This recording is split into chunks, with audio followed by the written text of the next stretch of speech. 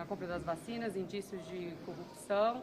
E quando que deve ser o depoimento? Deve ser na sexta-feira mesmo, do Ricardo?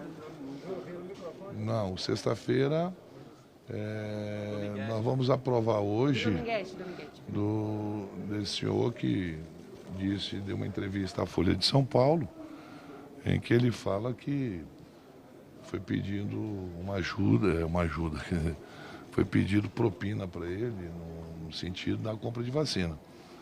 O que nos espanta é a velocidade em que alguns setores do governo quando tem intermediário para compra. E quando é para comprar diretamente dos laboratórios, aí a dificuldade é muito grande, não se tem essa agilidade. Isso aconteceu com a Coronavac. O governo boicotou muito a vinda da Coronavac, inclusive provocando a China para que a China deixasse de mandar insumos. Parece que era uma coisa orquestrada para que a gente não tivesse acesso à Pfizer, à Coronavac. E demorou muito, demorou muito. Muitas vidas poderiam ter sido salvas caso o governo tivesse tido a oportunidade de comprar as vacinas com agilidade que era necessário e é necessário ainda nesse momento. É diferente das vacinas como a Covaxin, como esse caso da AstraZeneca agora, e a CPI diferente do comportamento do governo quando o deputado levou uma denúncia muito séria para ele e não mandou investigar. A nossa obrigação na CPI já é uma comissão parlamentar de inquérito de investigação. É investigar. Todo fato que chegar para a gente, é importante a gente investigar. E nós iremos investigar também isso. Tem muita coisa agora se fechando aí, no sentido de ver qual era o comportamento em relação a... Eu vou dar um exemplo aqui, o comportamento em relação a uma emissora do governo e o comportamento em relação a uma outra emissora pelo governo. E está claro que o comportamento do governo em relação à compra de vacinas através de intermediários era muito mais ágil que através de laboratórios em que era laboratório com o governo diretamente, que é o caso da Coronavac e é o caso da Pfizer. Presidente, como o senhor avalia essa resposta do governo a essas denúncias? O governo, então, teve a suspensão da compra da Covaxin, teve a demissão agora do diretor de logística. Como que o senhor avalia? Ontem a gente teve também a defesa do senador Fernando Bezerra, em relação àquela notícia crime contra o presidente Jair Bolsonaro por prevaricação. Como que o senhor avalia essa sequência de respostas do governo em relação a tudo isso? Olha, desde quando o presidente Bolsonaro, ainda candidato, começou a fazer campanha, ele nunca teve porta-voz. Nunca teve porta-voz. E a primeira vez que está aparecendo porta-voz para falar por ele é agora. Ele mesmo não se posicionou em relação a isso. Então vocês têm que notar o comportamento, como é o comportamento pessoal.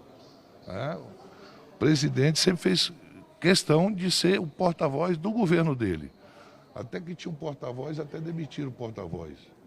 Ele sempre foi o porta-voz do governo. Ele sempre se posicionou, principalmente quando relacionado a ele.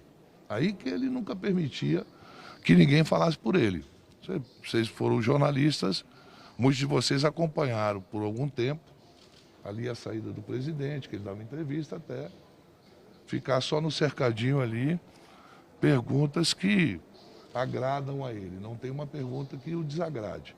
Então, todas as vezes que o presidente foi desagradado em relação a uma posição, a uma acusação, o presidente saía com 10 pedras na mão e atropelando e falando e tal. Dessa vez, o comportamento do presidente foi totalmente diferente. E o líder, Fernando Bezerra, conta uma história que eles têm que ter uma versão para esse fato. O fato concreto é que o deputado Luiz Miranda e o seu irmão levaram uma denúncia ao presidente. A versão dada pelo governo, através do porta-voz, que é o líder, Fernando Bezerra, É uma coisa, dia 20, sábado, dia 21, domingo, dia 22 foi avisado ao Pazuello, já o próprio Luiz Miranda disse que no domingo esteve com ele, avisou ao Pazuello. Dia 23, o Pazuello já sabia, dia 22, que ia ser exonerado, porque ninguém exonera uma pessoa no mesmo dia. Primeiro comunica, uma pessoa que estava ali a serviço do governo, cumprindo uma missão, como o próprio Pazuello falou, e continua cumprindo a missão. E aí, no dia 26, quem é exonerado, quem sai do cargo é o Coronel Elcio. Então é impossível eles terem investigado alguma coisa ou ter feito alguma coisa. Normalmente, só um minutinho, normalmente as pessoas, inclusive ligadas ao governo, que usa muito os meios sociais, já anunciavam antecipadamente a prisão de governadores, a prisão não sei de quê. Quantas vezes vocês viram isso? Parlamentares anunciando que iam prender, não sei o quê. Dessa vez, a Polícia Federal, a ABIN, a CGU, a AGU, ninguém foi informado dessa conversa que o presidente teve com o deputado Luiz Miranda. Então, eu acho que cada vez que você tenta criar uma versão para um fato, você se enrola mais, né? E a mentira sempre tem pernas curtas, né? Você, passar do tempo, a verdade sempre vai surgir. E a verdade, aos poucos, está surgindo. Agora, não cabe a mim fazer prejulgamento nenhum, cabe a mim fazer a investigação necessária. E isso nós faremos com todos. Presidente, em relação à prorrogação dos trabalhos da CPI, ontem o presidente do Senado falou que vamos esperar um pouco, vamos deixar lá para agosto. Como é que o senhor... Não, para agosto ele não pode, porque nós temos um cronograma de trabalho, nós temos muitas audições a ser feitas, né? Então ele não pode chegar com a gente e em agosto dizer que vai prorrogar. Caso ele não vá prorrogar, ele tem que falar agora. Ou se ele for prorrogar, tem que falar agora. Tem 34 assinaturas, né? Até agora só um senador retirou a assinatura. Eu creio que os outros senadores não vão retirar a assinatura. Então, nesse caso específico, caso não seja prorrogado, porque eu não creio que o presidente faça isso, nós terminamos o nosso trabalho dia 9 de agosto. Então tem que ter um relatório pronto dia 9 de agosto. Por isso que é importante o presidente se posicionar em relação a isso, porque aí nós temos aí várias pessoas que foram convocadas que nós não ouvimos ainda e tem várias pessoas sendo convocadas, inclusive hoje. Quebra de sigilo telefônico, quebra de sigilo fiscal, quebra de sigilo bancário, outras diligências que a CPI tem obrigação de fazê-lo, né? E após isso, após a investigação, dados que a gente tem, pudemos fazer o relatório. Então, não dá para dizer que vai fazer isso. Eu acho que hoje vários senadores irão conversar com o presidente Rodrigo Pacheco sobre esse posicionamento dele ontem. Bom, o recesso parlamentar só pode acontecer após a votação da LDO. Enquanto a LDO não for votada, não há recesso. Então pode ter um recesso branco, como já aconteceu outras vezes, e aí não tem problema da CPI continuar. Agora eu não sei dizer para você se com recesso a CPI pode continuar trabalhando. Presidente, já que o senhor falou em cronograma nos próximos depoimentos... Eu acho que deveria trabalhar, porque no momento em que todo dia está morrendo muita gente, eu acho que nós não temos esse direito de ter recesso. A nossa obrigação é trabalhar sem parar, não haver recesso. Depois que o Brasil voltar à normalidade, aí eu acho que nós temos toda pessoa tem direito a férias.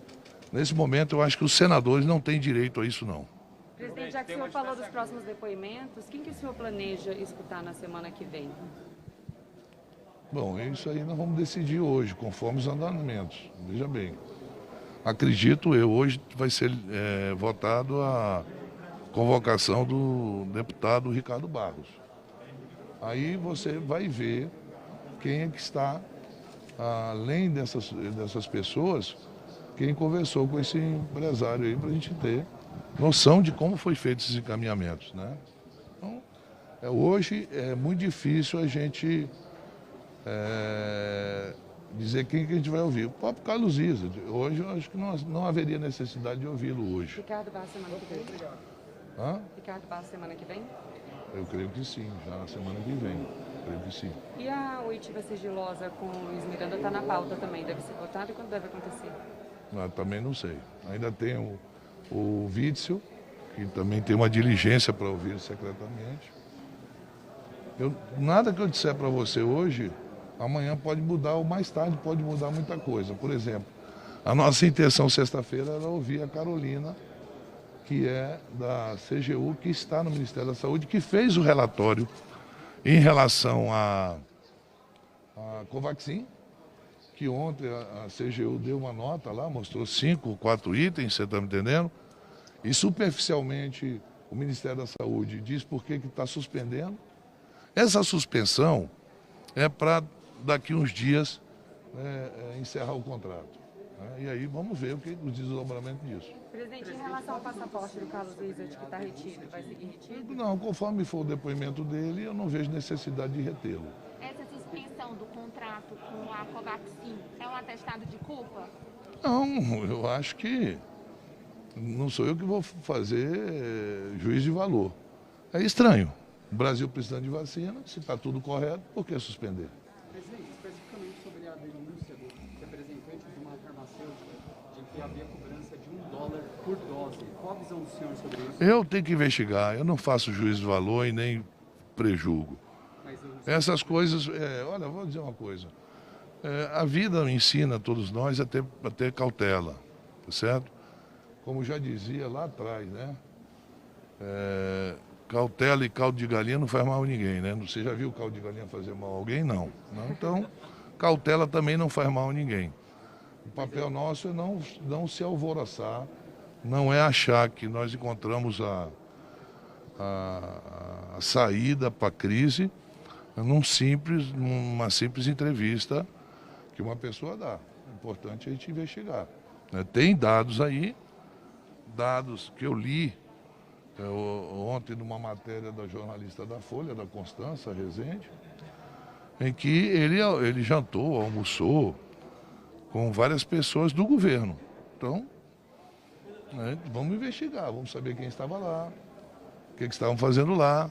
Ninguém vai jantar num grupo de pessoas e você vê que a cronologia do tempo, dia 26 de fevereiro, se manda um e-mail, horas depois já está se marcando reunião para conversar em relação à compra das 400 milhões de doses. Se você fala em 400 milhões de doses, é $1 por dose, dá 400 milhões de dólares. Multiplica isso, aí você vai ver o valor estratosférico. Então, para mim, essas coisas, antes de você fazer diferente do comportamento de alguns no governo, antes de você atirar as pedras, vamos analisar primeiro, vamos ver como aconteceu as coisas, para depois sim ter uma posição concreta sobre os casos. Presidente, tem uma distância grande entre a suposta reunião e o momento que o empresário dá a entrevista. Isso pode ser uma linha de argumentação dos governistas para desqualificar o que ele tem a dizer? Não lhe ouvi. Tem uma distância muito grande entre a suposta reunião no Brasília Shopping e a entrevista desse empresário dizendo que recebeu pedido de propina. Isso pode ser um argumento dos governistas para desqualificar o que ele tem a dizer?